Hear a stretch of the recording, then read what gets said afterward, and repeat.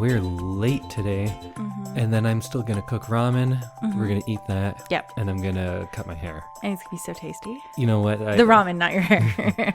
I'm going to say no time for preamble. Let's go. Let's start the podcast. We've got business to take care of. Welcome, everybody, to another episode of I Love This, You Should Too. With me is my lovely co-host, Samantha, I Love Ramen Randhawa, and I'm your other host, Indy, I Need a Haircut Randhawa. And we are members of the Alberta Podcast Network, which is locally grown and community supported.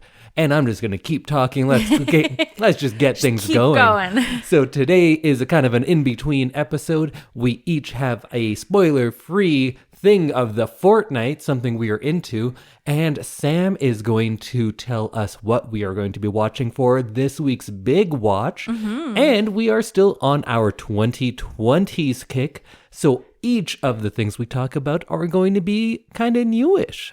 But before we get into everything, let's thank our first sponsor of the episode, and that is Park Power. In Alberta, you get to choose who you buy your internet, electricity, and natural gas from. If you choose Park Power, you are choosing a positive local business. Plus, Park Power shares its profits with local not-for-profits that are working to make a difference for their communities. Shopping local is very important to Park Power, and we love local here at the Alberta Podcast Network, so it's a great fit.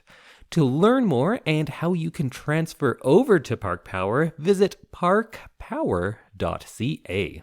All right, Sam, let's just keep this train going. We're just flying through this episode. What do you got? What is your contemporary thing of the fortnight? Well, most of my things of the fortnight are contemporary, but That's true, but this one is especially so contemporary.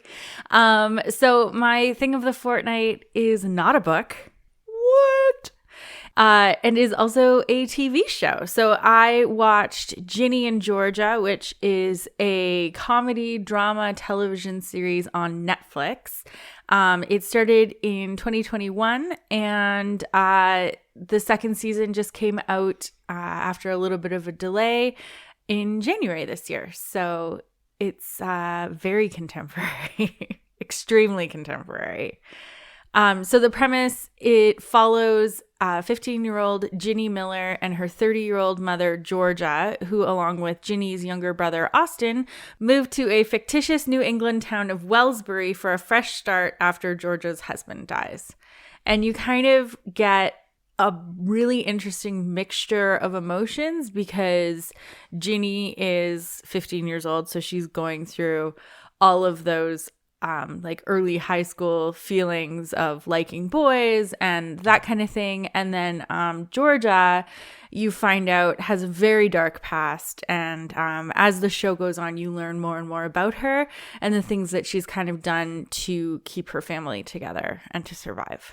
And was all that set up in season 1? Yeah. And are you seeing kind of like a payoffs to that stuff here in season 2? Yes. So you get a couple new characters in season 2. You get to see a little bit more about young Georgia. And they do really interesting flashbacks, which just kind of help the plot along and help you kind of understand who Georgia is. Do they try to draw parallels between Ginny as the daughter?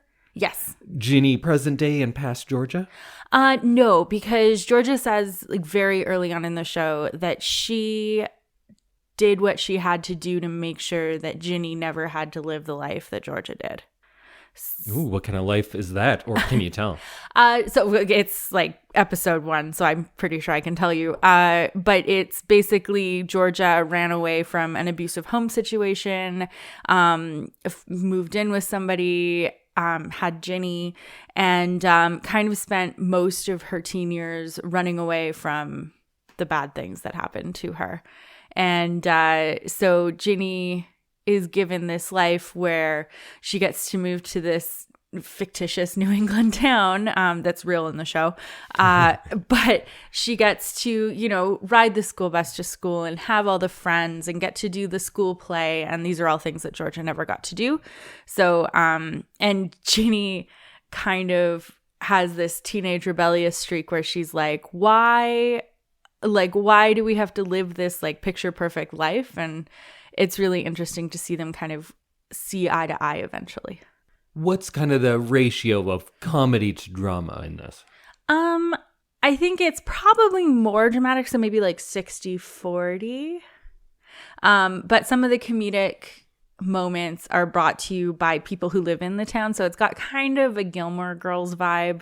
That was going to be my next question. Because there's like the owner of the diner and, the small town mayor and the neighbors and the PTA mom and that kind of thing. So you kind of get little like fun moments that don't detract from the main plot, but also just kind of make this town seem a little bit more whimsical.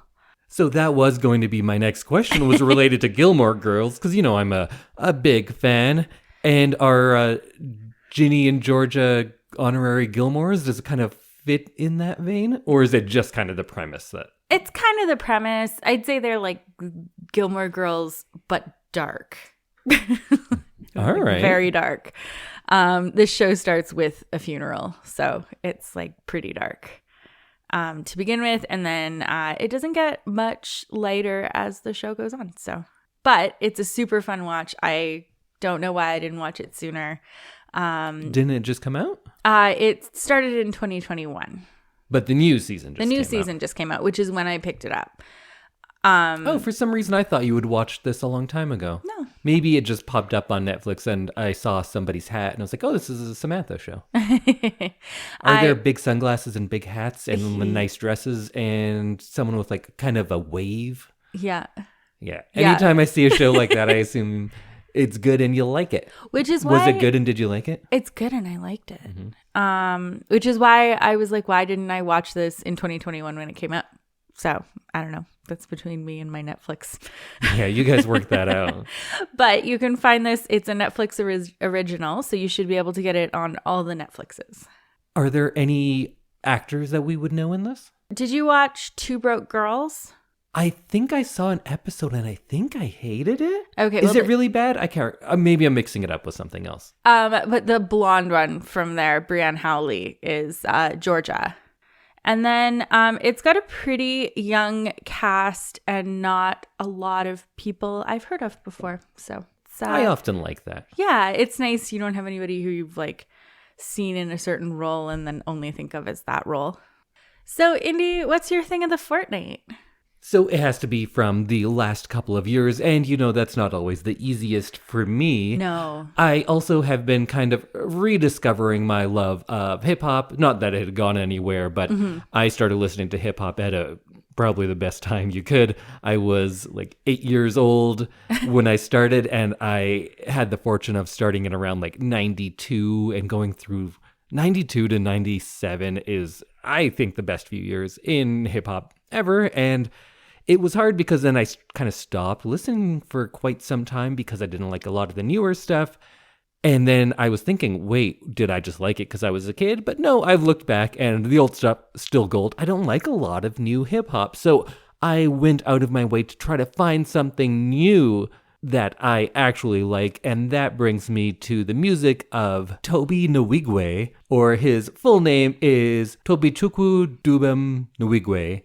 And I felt the need to say it because one of his lines is, he says his name and he's like, yeah, I don't care if it's hard, you have to pronounce it. And yeah. I like that. He is a guy from Houston or the Houston area. And he kind of got famous by releasing things just on his own, making these homegrown videos involving his family and friends and everything. And eventually became quite successful, so much so that I think he was nominated for Best New Artist at the Grammys, maybe? But I don't follow that, but I'm pretty sure that is true. We'll just say, yep, that happened, and if it didn't, he should have. So he started a not-for-profit charity and was doing that for work when some of his friends, one specifically was like, you need to give music a more serious shot because you're good at it. And he did, and it's going quite well for him. So I'll play a few of his songs to give you kind of a feel of what it's about. First is a song called Sci-Fi, which is the first one I heard of him that made me take notice of like, oh, something special's going on here. And this is a song that I played for you once. You don't care for this so much, and that's good because that's what this podcast was supposed to be more about, like arguing about things. I rock the stars to be home. I told my baby girl she gon' have more in her head than just product and bundles. They say I'm rapping with hunger. I tell them hell no, I'm eating. If you book me for a show and I can't bring my wife and my babies, I'm leaving. Big Daddy energy speaking. I keep the enemy tweaking. I can go all on the track and they'll say I'm the hardest one breathing. I am a beacon for heathens. Me and my hood got cohesion. They told me keep a little 30 inch so they missed you when they know what's next. It's so bye, bye. If you black, we'll sing bye, bye, bye. That's my side. Throw it up and I'ma put it down until I die. So if you're listening on your phone, I think the energy of that song just recharge your battery. That's how that works. Gets you all powered up. Yeah, I love the energy that he brings to this song. I think it's just amazing. And if you get a chance to watch the video, which is also really fun, it's pretty awesome because there's like a huge group of people. They're all wearing mint because he also only wears mint. I like the color scheme of this video. They do mint and white, and I think that's it. And he even has like a mint grill and everything too. Him and his wife. So what do you think about that one? Like you said earlier, it's like not my favorite. It makes me a little anxious when I listen to it. Doesn't amp you up, make you want to go, I don't know, kick a hole through a fence? I can't say I've ever wanted to kick a hole in a fence, but no, it makes me anxious, but I like it. The lyrics are fun and just how like into it they are. And I like his wife because she's like very, very pregnant and then also just like dancing with a baby. Well, then maybe I got something for you because they also just record so much and put out so much content because that's just, I guess I don't listen to a lot of new music, so I guess this is just how music is now. Mm-hmm. It's not just you go and buy a CD. You have to be putting stuff out all the time. So he did this kind of concert series on YouTube where they do the full video and it's just all of them. Him and his wife and sister and his children are always running around too. And they just kind of sit on couches and record a concert like that. So this is that same song, but reworked quite a bit. So I think maybe you'll like this one a little bit. Okay, sure. Yeah, I rock the slides to be humble. I told my baby girl she gon' have more in her head than just product and bundle. They say I'm rapping with hunger. I tell them hell no, I'm eating. If you book me for a show and I can't bring my wife and my babies, I'm leaving. Big Daddy energy speaking. I keep the enemy tweaking. I could go all on the check and they'll say I'm the hardest one breathing. I am a beacon for heathens. Me and my hood got cohesion. It told me keep a little 38 special that bless you when ain't no one sneezing. This all fine. If you black, we in sync. Bye, bye, bye. That's my side. I'ma put it down until I die. How do you like this version? I liked it a lot. I think that like energized me more than the other one. I don't know. It's like it's really cool to see the kind of difference between the two different things that he can do. Mm-hmm. Like he can like full out sing a song, but he can also just like full out rap a song. And like with his rap though, there's like a bunch of different varieties of flow he has. Like in that first one, he's screaming at you. And then a lot of the times he has some that sound like he's from the 90s. Some he does like a more modern, they kind of have that monotone drawl now in a lot of songs.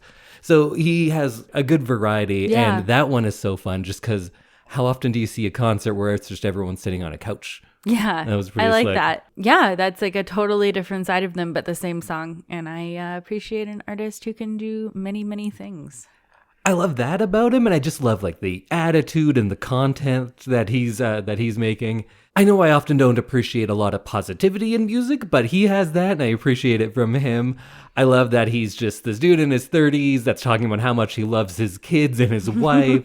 His wife's on most of his songs. They're produced by his sister, I think. There's really fun things. Like one song, the whole chorus is about how one day they're going to be so famous that Beyonce's going to know them. Mm-hmm. And then the next album, they have a song about how like Beyonce knows our name.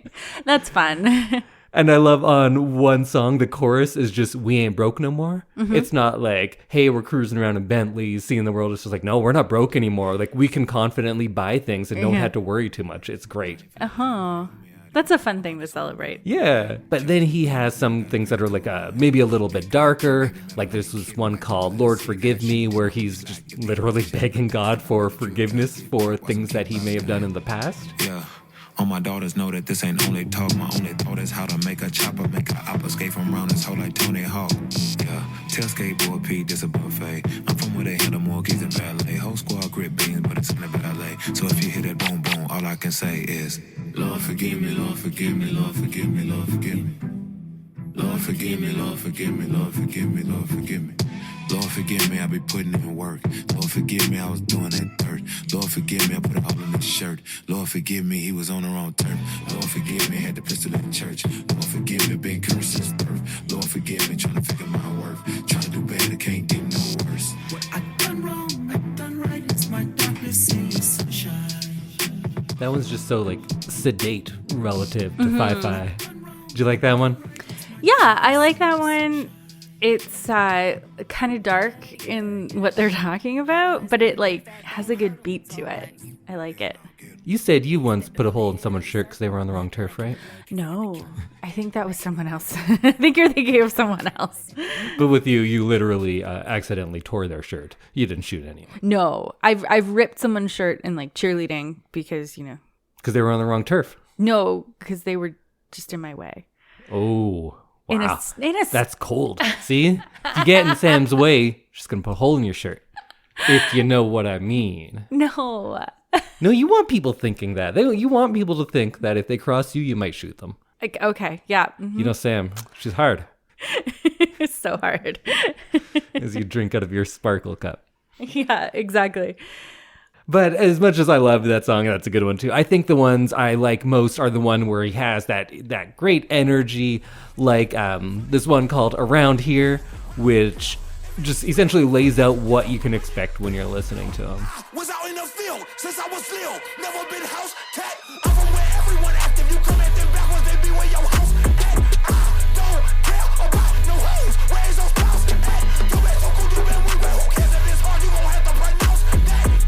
He don't be smoking at all. He don't be smoking at all. He don't be smoking at all. He don't be smoking at all. See, he don't be smoking at all. See, he don't be smoking at all. See, he don't be smoking at all. Yeah, he don't be smoking at all. And that's another one where he directed the video. Everyone only wears mint. It looks like they're all kind of shot outside in the same park. And they're very simple, but also really great. I love the videos that he does. Those are the same outfits from the last video. Makes sense. Yeah, I like that they have like continuity. It's a look. They just wear all mint. Yeah. I don't know how many. I guess you can't have that many different looks when you're wearing mint on mint on mint. True. I feel like there's only so many things that are mint. That's a fun one. It's less heavy. Am I wrong? Less shouty? Less shouty. Yeah, that's a good way to put it. I like when he uses them almost like a choir. Yeah, there's a good bit of variety into his work. So if you want to hear more, you can go to like Spotify, I guess, wherever you listen to music, because he's more about the streaming and stuff. I don't own any physical albums of his yet. And it's hard because looking at how he releases things on Spotify, it's like 4 albums a year, but Whoa. They're not full albums. I guess this is just how music is, and I need to learn how things work now. But just stream him all day long. His name is Tobe Nwigwe, which is spelled Nwigwe. And check him out. There's some fun stuff if you like hip hop, or if you want to learn a little contemporary hip hop like I do. I'm just getting into it. I like when you bring us new things. Because really the only new hip hop I listen to of the last 5 years, it's either people who were around in the 90s and like now still release stuff, or it's like Run the Jewels, but even Killer Mike's been around for a long time. I don't listen to LP that much, but No. And like Logic, that's about it. I don't listen to a lot of new stuff, so I'm trying it out, and this is my one of the fortnight. And our second sponsor of the episode is the Well Endowed podcast by the Edmonton Community Foundation. Explores the impact of passionate people who are working to make Edmonton a strong, vibrant city to live in. The Edmonton Community Foundation helps people create endowment funds, and the podcast tells the stories of how those endowments intersect with the community. You can subscribe at thewellendowedpodcast.com or wherever you're listening to us. All right, Samantha. Now, everyone is dying to know, well, at least I am, what are we going to be watching next? This is kind of straddling the line between 2022 and 2023 because it premiered in December 2022, but it was released in the US January 2023. So it's very contemporary. Extremely contemporary. Is it a Christmas movie? No, it's not. Well, that's probably good. I'm not feeling very Christmassy now. It's a science fiction horror film. What? That has become critically known for its campy blend of horror, humor, satirical elements, and its performances. Wait, whose pick? Is this my pick? No, it's my pick. I'm very confused right now. First of all, that you would have watched a sci-fi or horror movie on your own is shocking to me. So yeah, let's hear it. So this one I talked about in my book club group chat for many, many weeks because we have a member with this name. So we're going to be watching. Oh, we're watching M3gan. Yeah. Have you seen it already? Yeah. Oh shit. Yeah. I asked you and you said you didn't really have a lot of interest in watching it. So I watched it one night when you went to hockey. And now I think we should watch it for the podcast. All right, I'm in. Yeah, I know a little bit about this, but tell us. So I think it's kind of funny that they call it a science fiction horror film because this is so close to being doable in science. This AI kind of robotic. You don't watch a lot of sci-fi, correct? No. So that is what all good sci-fi is like. Oh yeah, that's right around the corner. Oh, so it's it's coming. That's what you want. Oh, okay, Yeah. okay. I was kind of thinking it was space and aliens. Well, it can be. There's Okay. a lot of different types of Right. sci-fi, but your hard sci-fi, a lot of it, people want to know that technology already exists, and this is just an extension of that. Mm-hmm. Okay, I can see how that's kind of appealing to an audience. We should watch Ex Machina after this. Oh, okay. You might actually really like that one. Maybe. So M3gan, and if you see it in the show notes, it's spelled M3gan, which is short for Model 3 Generative Android. I don't really want to give a bunch of it away, but basically a toy creator creates a robot that becomes best friends with her niece. That's what I'm gonna say. Nice. I don't want to ruin it. I actually didn't know that. I thought this was a haunted doll movie. I thought so too, but no, it's a robot. Cool. A Interesting. robot that's kind of intuitive and uses AI, and it gets scary. So I don't want to watch a trailer because trailers ruin everything. Especially in horror movies. Yeah. But I know you're sometimes a fan of Blumhouse. Sure, yeah. So that was one of the production companies that worked on this. It was directed by Gerard Johnstone. And I'm excited to hear what you think about this after because I quite enjoyed it. I thought it was a fun premise. To convince our listeners to listen to or watch this one, would you say it's a fun scary or it's a very serious scary? It's a fun scary. Okay. I think it doesn't have any jump scares, which I really enjoy because I hate jump scares. They're My lazy. Anxiety cannot handle it, especially a movie full of them. So this one definitely I'd say is more creepy. And then when you take into consideration the fact that technology is almost at this point, then it's scary. So I'd say it's a creepy, slow creep. That's what I'm going to say. Slow creep Samantha, they call her. Oh God, please nobody call me that. That's awful. We had a while ago watched a movie called The Boy. And not just because that has a doll situation in it, but Yeah. that was kind of a fun, scary. Would you put it in that kind of scary? Yeah, I'd say so. Like it's like I know that The Boy was set in modern times, but it was kind of in an old-fashioned house, so it felt a little bit It felt kind of Victorian, yeah. Yeah, like it felt a little bit less now, whereas this one definitely takes place in a very now world. But I'd say, yeah, the feelings are kind of the same as The Boy. Good. I like that kind of tone for a horror movie. I like a fun horror a lot of the time. So where can people watch this one? So unfortunately, I couldn't find it streaming anywhere, which is really annoying. Looks like you can rent it on Prime and YouTube, Apple TV, Google Play. So you can rent it, or I'm sure there are copies available out there somewhere. There's always copies out there somewhere. And it's a nice quick one. It's an hour and 42 minutes. Our definition of a quick one is getting longer all the time. I know. They can't all be an hour 20. After watching RRR, this is a nice quick one. Yeah, that's what I meant, because the last one was 3 hours long.